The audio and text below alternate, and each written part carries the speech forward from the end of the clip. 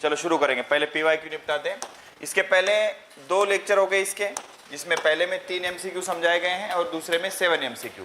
तो आज लगभग 10 MCQ करेंगे एकदम स्पीड में, जरा ध्यान से देखना। क्या बोल रहे हैं?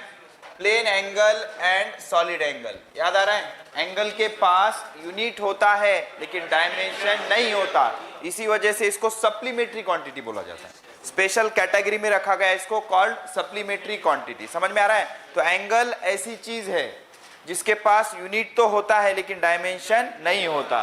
बेटा प्लेन एंगल का यूनिट बोलो। सर प्लेन एंगल का यूनिट होता है रेडियन, प्लेन एंगल का यूनिट होता है रेडियन। और सॉलिड एंगल को ऐसे रिप्रेजेंट करते हैं स्टेरेडियन। वेरी गुड, क्या होता है? स्टेरेडियन।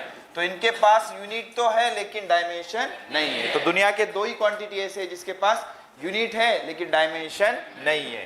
तो has unit but no dimension, unit तो है लेकिन डायमेंशन नहीं है। आगे बढ़ते हैं। ई क्या है? एनर्जी। जी क्या है? Gravitational constant. तो ई बाई जी के डायमेंशंस पूछा है। ओके, तो जी के डायमेंशन कहां से मिलेंगे? न्यूटन्स लॉ ऑफ ग्रेविटेशन से। F is equal to G m1 m2 by r square. यहां से जी के डायमेंशन मिल जाएंगे जो आपने ऑलरेडी रटे हुए हैं। तो हमें चाहिए एनर्जी बाय जी के dimension.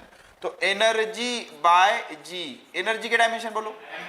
m1 l2 t minus 2। जी के डायमेंशन बोलो। m minus 1 l3 t minus 2। सही है? तो यहाँ क्या हो जाएगा बेटा? ये और ये कैंसल, ये ऊपर चला जाएगा तो m2 हो जाएगा। m2 इसमें के 2 कैंसल, 1 बचा, +1 ऊपर जाके -1, तो l -1। m2 l -1 कहाँ गया? m2 l -1। Option number B is correct. 2021 का सवाल है। आगे बढ़ते हैं। ये देखो डायमेंशन ऑफ स्ट्रेस, सबको पता है स्ट्रेस क्या होता है बेटा? स्ट्रेस होता है प्रेशर। स्ट्रेस होता है प्रेशर, मतलब फोर्स बाय एरिया। बोलो फोर्स के dimension. m1 l1 t minus 2, area l2, ये और ये कैंसल, +1 ऊपर जाके -1, तो क्या हो जाएगा? m1 l -1 t minus 2, m1 l -1 t minus 2। Option number C. ठीक है, आगे बढ़ते हैं। देखो क्या बोल रहा है? The pair of quantities having same dimension। याद रखो Young's modulus, bulk modulus, modulus of rigidity, ये चीजें सीखेंगे हम इलास्टिसिटी में। बोलो क्या है ये? Young's modulus, bulk modulus, modulus of rigidity, modulus of rigidity, stress, ये सब प्रेशर के डायमेंशन होते हैं। किसके? प्रेशर के। याद रखना थ्योरेटिकली। बोलो क्या है ये? Young's modulus, bulk modulus, modulus of rigidity, stress, pressure के बराबर है। किसके बराबर है? प्रेशर। तो क्या प्रेशर के डायमेंशन एनर्जी के होते हैं? नहीं। ओके, अच्छा। इंपल्स होता है चेंज इन मोमेंटम, याद है? इंपल्स होता है चेंज इन मोमेंटम, तो ये भी सेम नहीं हो सकता।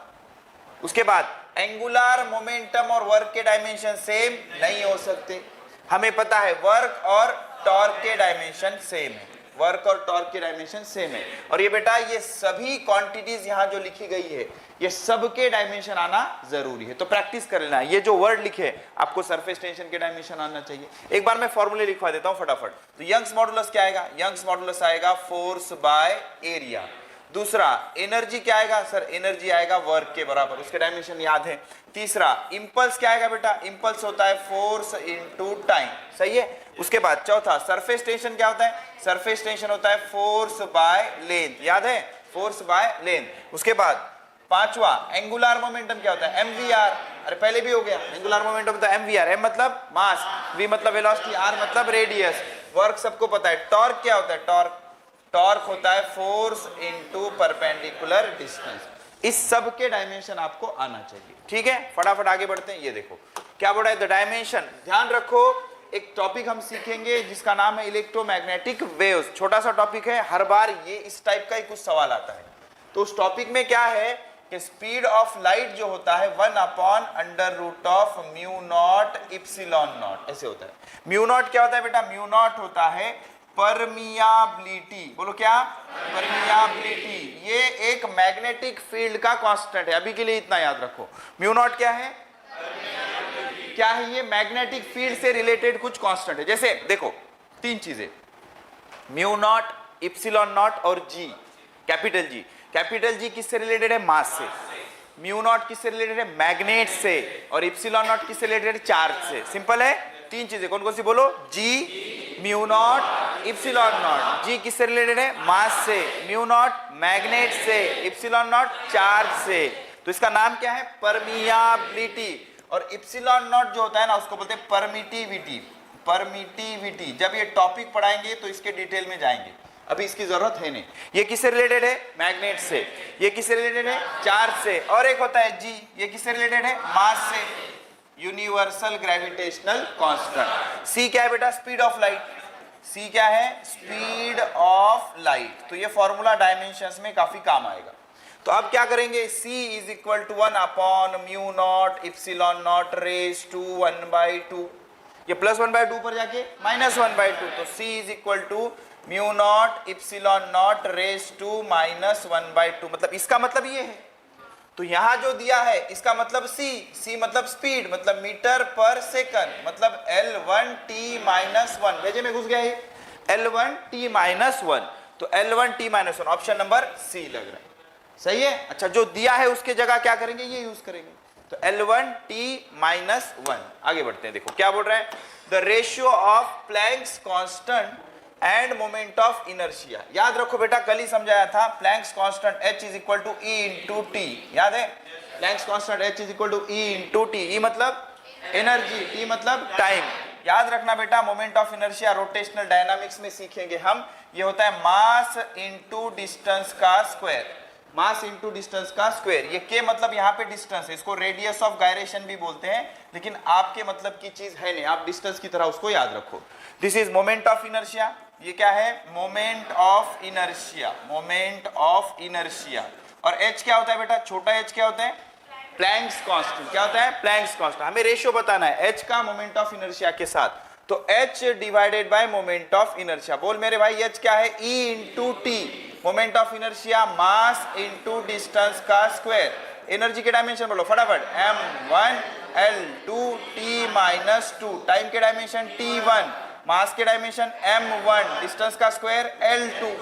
तो ये L2 कैंसल, m1 कैंसल, 1 - 2 -1। तो t टू दी पावर -1 मतलब reciprocal of time is frequency. बात समझ आ रही है? Reciprocal of time is frequency. तो इसका आंसर क्या आना चाहिए? फ्रीक्वेंसी। ऑप्शन नंबर बी 2005 है, पीएमटी का सवाल है। क्लियर है? आगे बढ़ते हैं भाई। ये देखो क्या बोल रहा है? The unit of permittivity. जब भी आपको इप्सिलॉन नॉट के साथ खेलना है तो एक आपको फॉर्मूला याद आना चाहिए। F is equal to 1 divided by 4 pi epsilon naught. 1 divided by 4 pi epsilon naught m1 m2 by D square. देखो हमने पास तीन चीजें हैं, mass, magnet, charge. Mass, magnet, charge. Mass के लिए हमारे पास G है, मैग्नेट के लिए हमारे पास म्यू नॉट है, चार्ज के लिए हमारे पास इप्सिलॉन नॉट है। म्यू नॉट मतलब परमियाबिलिटी, इप्सिलॉन नॉट मतलब परमिटिविटी। ओके, तो ये यूज कर लेंगे। 4 पाई के कोई डायमेंशन नहीं होते, अभी देखा ना हमने। 4 पाई का यूनिट तो है लेकिन डायमेंशन नहीं है, तो इप्सिलॉन नॉट को इधर ले लो। सॉरी, एक मिनट, यहाँ पे गलती कर दी अपन ने। गलती क्यों कर दी वो भी समझाता हूं और उनकी मय्यत भी करेंगे पूरी तरह से। थोड़ा ये वीडियो डिस्टर्ब हो जाता है मेरा, एक मिनट रुको। तो F is equal to 1 by 4 pi epsilon naught Q1 Q2 by D square. Q1 Q2 by D square. Because जो इप्सिलॉन नॉट है वो किससे रिलेटेड है? चार्ज से।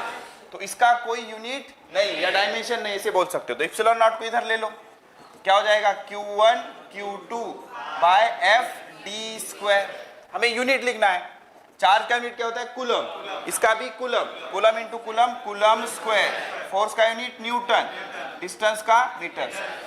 कूलम स्क्वायर पर newton metre square, coulomb square पर न्यूटन मीटर स्क्वायर। इसको मत कर देना क्योंकि newton metre whole square, newton metre whole square. यहां बढ़ते हैं, क्या बोल रहा है? The dimensions of universal gravitational constant.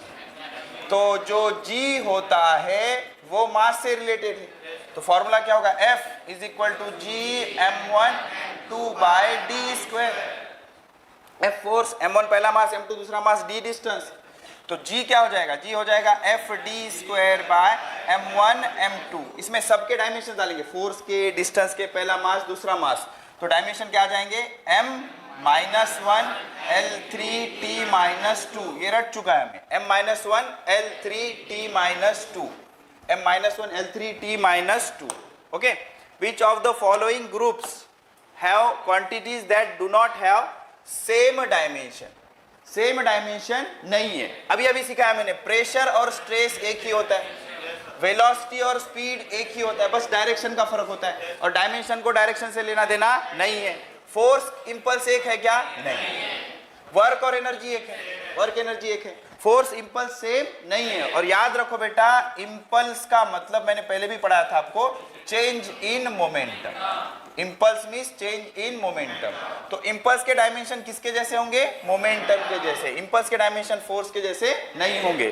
तो फोर्स और इंपल्स के डायमेंशन सेम नहीं हो सकते, क्योंकि इंपल्स क्या होता है? Force into time. फोर्स को टाइम से मल्टीप्लाई करने के बाद इंपल्स आता है। ठीक है, आगे बढ़ते हैं। The dimension formula of permeability.